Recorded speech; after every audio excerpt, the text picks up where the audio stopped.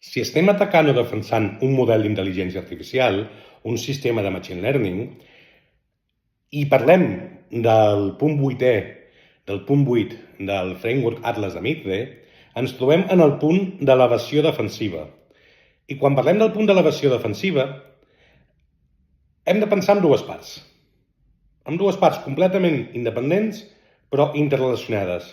Aquesta evasió defensiva tant pot ser d'aconseguir sortejar, d'aconseguir ometre els sistemes, els mecanismes d'autoprotecció que tingui el sistema de machine learning, el sistema d'intel·ligència artificial, el model en si mateix, per evitar a ser corromput, de ser atacat mentre estem procedint a l'atac.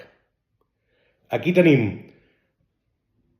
la necessitat de ser capaços de fer accions per ometre aquestes accions autodefensives del model, com també estem parlant d'evasió defensiva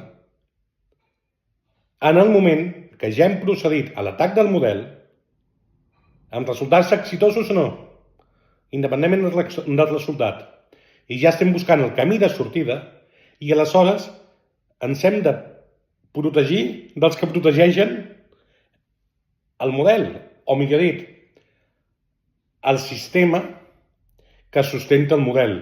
És a dir, hem d'aconseguir sortejar les mesures defensives, hem de ser capaços de driblar tots aquests mecanismes per aconseguir trobar la porta de sortida i passar per ella.